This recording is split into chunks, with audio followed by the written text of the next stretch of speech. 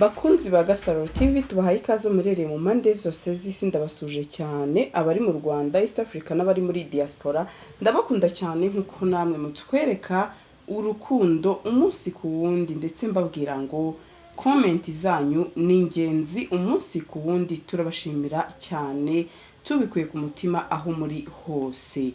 Navuga ngo rero uyu munsi update mbazaniye, cyangwa se navuga ngo mu mazi iminsi itari mikeya mwumva saga imaze iminsi hano hanze, aho habanje gutwarwa cyangwa se guta muri yombi Prince Kid, umuyobozi wa Rwanda Inspiration Backup. Hanyuma rero ku munsi w'ejo akaba ari bwo Iradukunda Elisa Miss Rwanda 2017 nawe yatawe muri yombi, ndetse ribikomeza itangaza ko ari ukubera inyandiko mpimbano akomeje kuba yakekwaho. Rero uyu munsi impamvu nifuje noneho kugaruka mbabwira ano makuru niyi ikurikira. Ku mbuga nkoranyambaga rero mwakomeje cyangwa se twakomeje tubona byinshi bigiye bitandukanye. Benshi bakomeje kwibaza ati ibi bintu byaba ari ukuri cyangwa se ko tubona bigiye kuba nka filime, amaherezo y'ibi bintu yaba ari ayahe. Navuga ngo rero muzi ko Miss Muheto cyangwa se inshuti divine Muheto ari we mukobwa noneho kuri ubu watwaye ikamba rya Nyampinga w'u Rwanda umwaka wa 2022.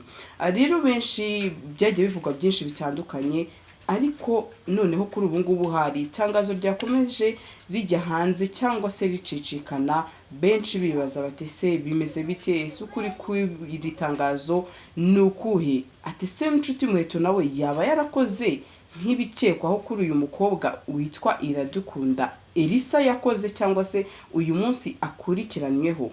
Abandi bati ibi bintu bishoboka ko atari byo, ariko reka noneho itangazo naryo turisome. Niravuga uti gutanga amakuru, njyewe nshuti Muheto Divine Miss Rwanda umwaka wa 2022 ufite irangamuntu nimero bayishyiraho. Ati nyuma yo kumva amakuru avuga kuri Ishimwe Dieudonne Prince Kid ukekwaho ibyaha bifitanye isano n'ihohoterwa rishingiye ku gitsina yakoreye abakobwa bitabiriye amarushanwa Miss Rwanda, mbinyujije mu nyandiko mpakanye ko iryo hohoterwa ntaryo nakorewe, ari imbere y'amarushanwa, mu marushanwa ndetse na nyuma yayo.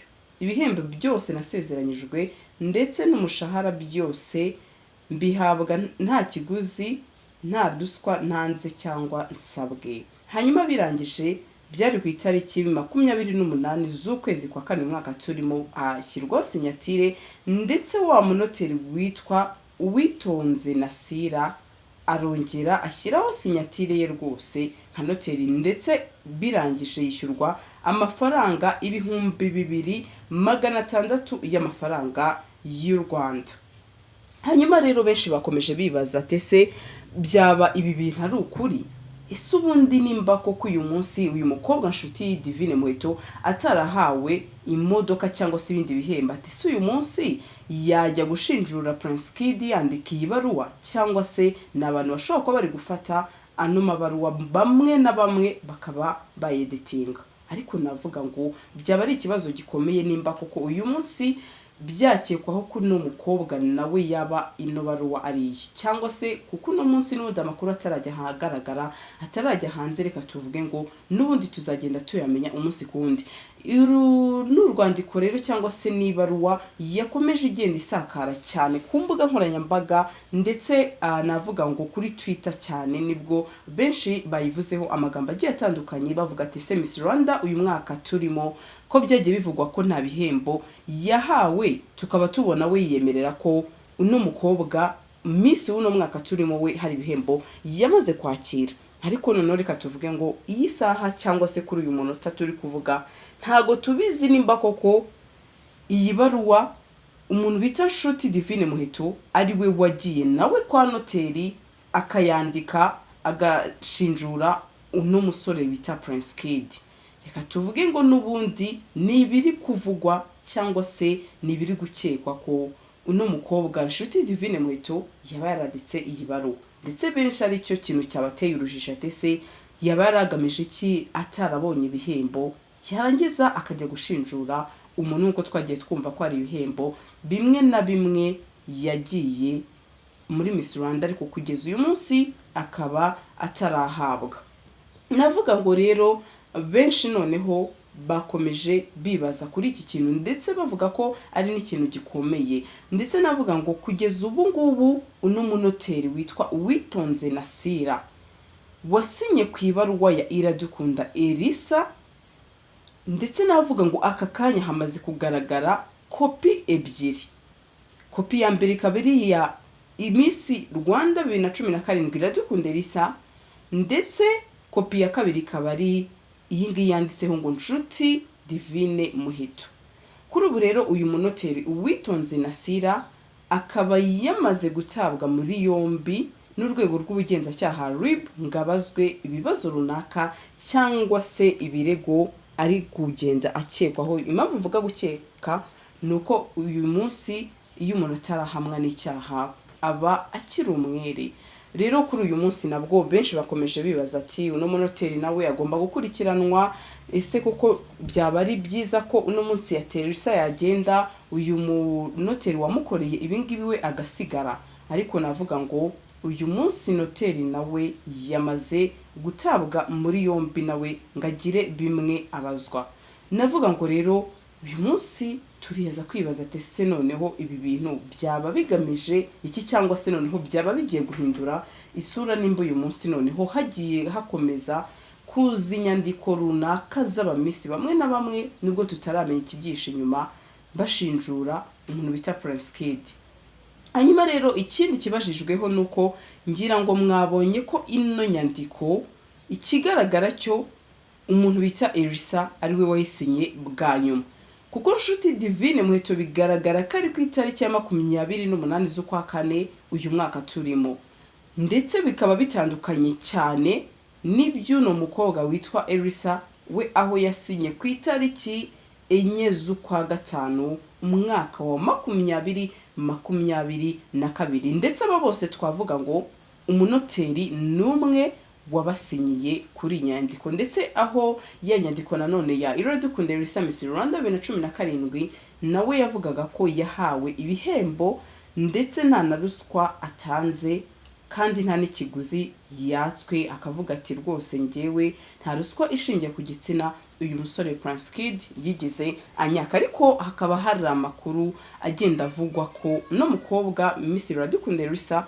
afitanye cyangwa se yari afitanye umubano n'uyu musore kugeza kuri uyu munsi watawe muri yombi ku itariki 26 z'ukwezi kwa kane, akurikiranyweho kuhohotera navuga ngo abakobwa bagiye bitabira irushanwa rya Miss Rwanda mu bihe bigiye bitandukanye.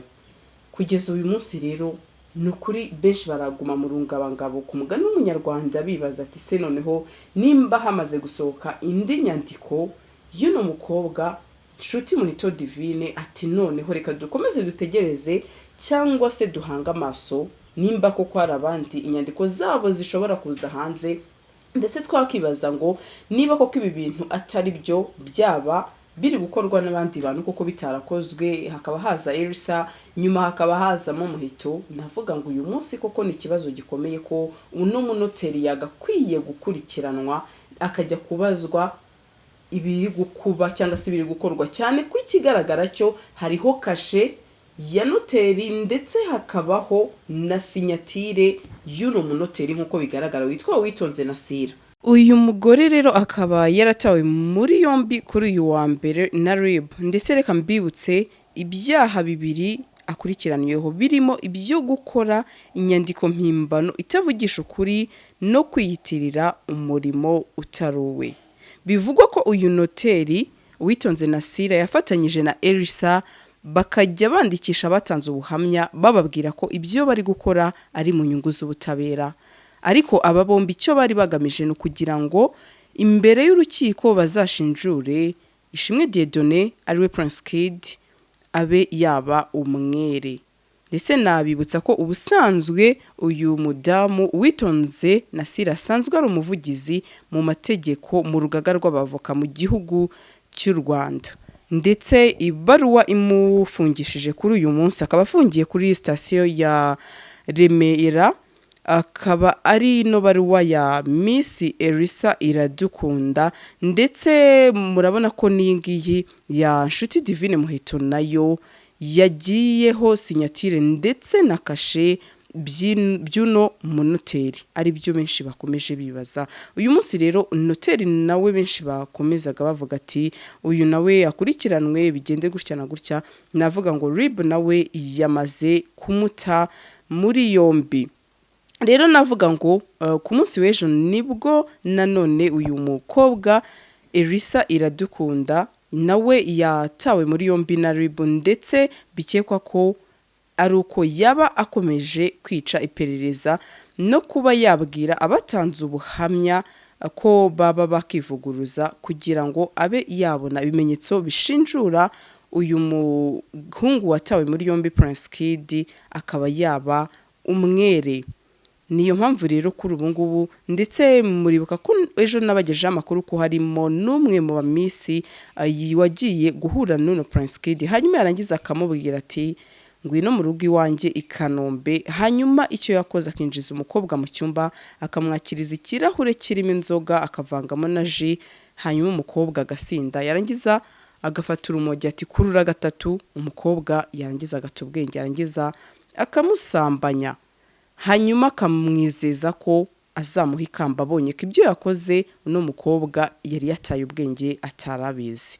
Rero bivugwa ko Miss Elisa asanzwe n'ubundi afitanye umubano wihariye na Ishimwe Dieudonné, nk'abantu bari bafitanye umushinga wo kuzabana nk'umugore n'umugabo. Rero bikavugwa ko ibyo Elisa yakoze byose byari bigamije kurwanira ishyaka umukunzi we akaba na fiancé we, ariko reka mvuge ngo nubwo bitamuguye amahoro bikaba byaratumye nawe uyu munsi yaratawe muri yombi na RIB. Rero reka mvuge ngo benshi bakomeje kwibaza noneho kuri iyi nyandiko yanditseho ngo Nshuti Divine Muheto, ese koko yaba ari Miss Rwanda uyu mwaka turimo wayanditse? Ndetse bamwe batangiye kuvuga bati hari n'abari kuba babikora wenda kugira ngo babe babihindura urwenya cyangwa se bakomeza gushyushya iyi nkuru. Ariko reka mvuge ngo n'ubundi RIB ntabwo ihwema kutugezaho update cyangwa se amakuru umunsi ku wundi. Niba koko ino nyandiko nayo ari ya Nshuti Divine Muheto cyangwa se ino baruwa, n'ubundi bizamenyekana. Reka mbabwire ngo ngiwe twe turi kumwe muri ino nkuru rero ni Sandra nk'ibisanzwe, mbabwira ngo nakagaruka. Ciao, mukomeze kugira ibihe byiza aho muherereye mu mpande zose z'isi. Bye.